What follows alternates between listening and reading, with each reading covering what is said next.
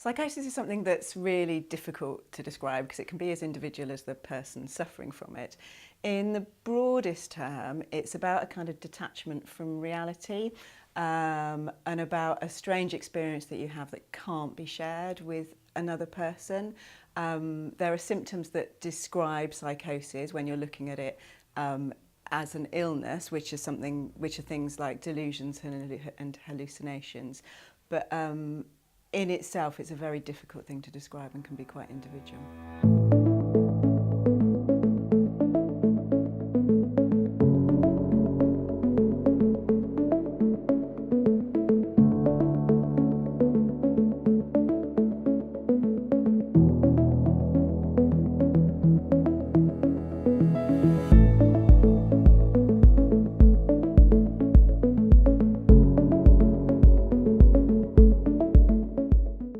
About 3% of us will suffer a psychotic episode in our lifetimes, and it's about 7,500 people a year.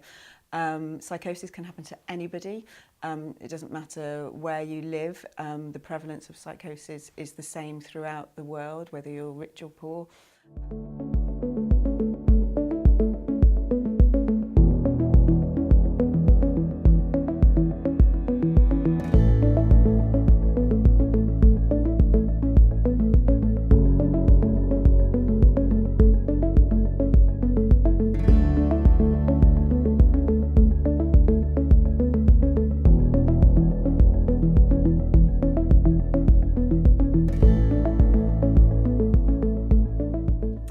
Again, this can be very individual, but some of the things might be that people were isolating themselves a little bit more to start with. They were more unmotivated. They might be finding it harder to focus and concentrate either at school or at work. There might be changes to some physical stuff like sleep patterns and appetite. Their mood might be more variable. And they might at times seem more suspicious.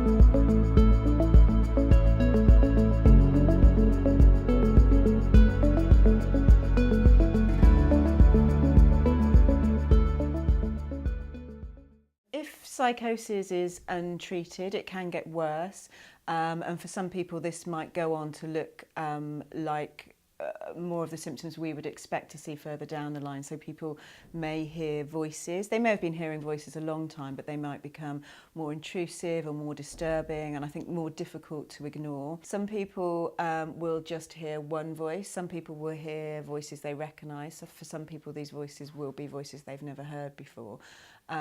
People often describe voices sounding like they're coming from outside of their head, so they might turn around to look and see if there's somebody there. Voices with psychosis are often quite derogatory in nature.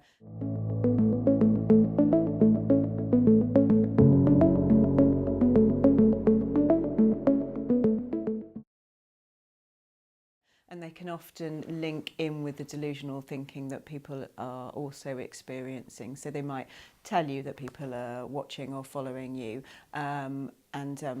But people also experience hallucinations in their other senses. So they're more rare, but occasionally people can talk about seeing people or seeing things. People have also noticed strange changes in their taste or in their smell. People sometimes smell things burning or smell food when there's none around. And some people develop some disturbances in their sense of touch as well. They can feel people are touching their skin. Sometimes there's things crawling or being on their skin that they, that aren't normally there.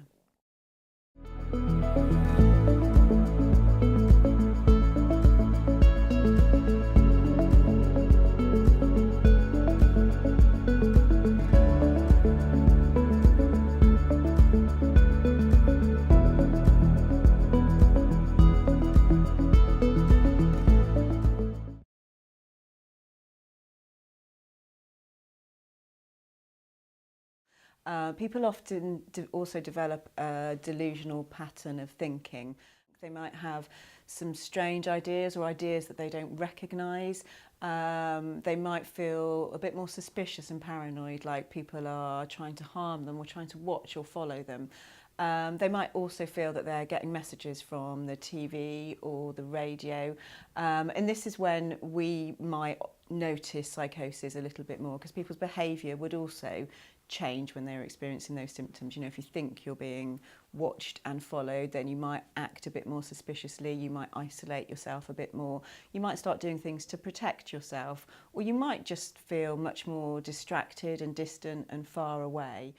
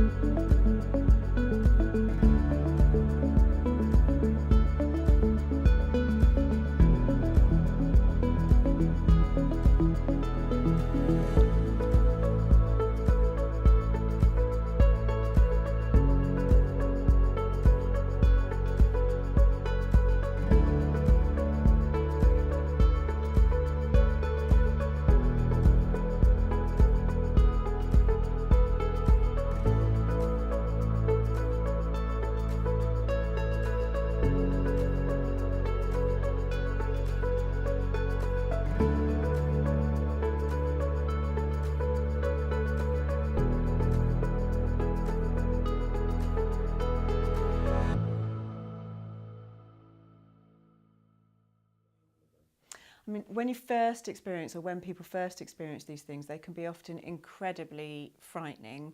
And a lot of the time that there is paranoia with these thoughts. And so people can be incredibly suspicious of people around them. They don't want to tell people because it seems strange and they think they won't be believed.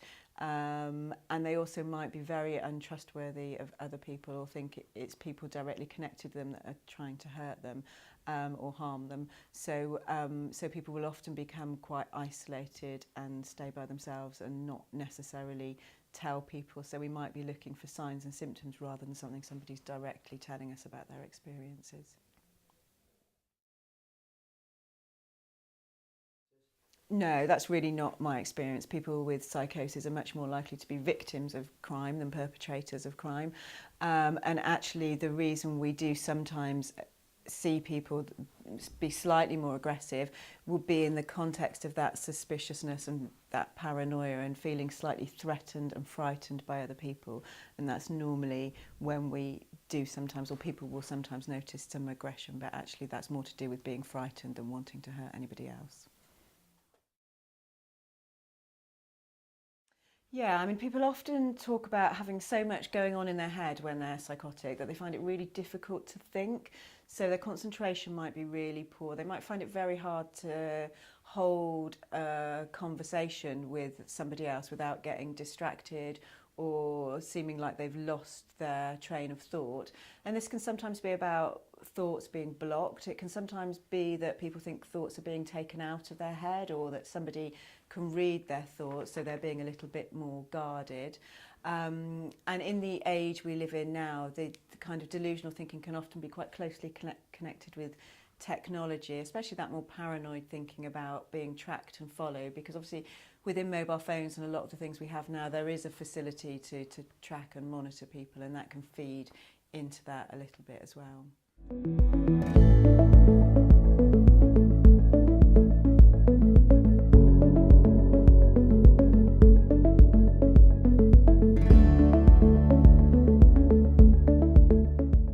People who experience psychosis don't always know that they have an illness. In the very early stages, people sometimes do know that something doesn't feel right or isn't quite right, but it's often very hard for them to put their finger on that or to understand what that is.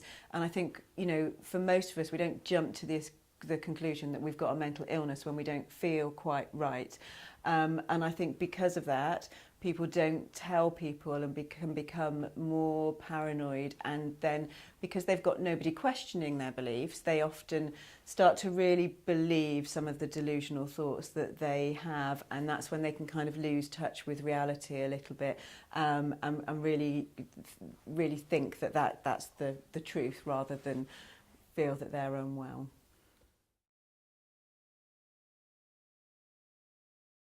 I do still think there's a stigma associated with mental illness and young people. Unfortunately, I'd really like there not to be, because 1 in 4 of us suffer from mental illness in our lifetime. But actually, I think psychosis still seems quite frightening for people. I think people don't really understand. And I think people that often suffer from it aren't always in a place to explain their thoughts to people, particularly at the beginning of their journey. And I think because of that, people are frightened by it, and they've got kind of some stereotypes around what psychosis is and that people will be dangerous, and actually that's really not true, and I think actually if we talked about our mental health more, it would take that stigma out of it.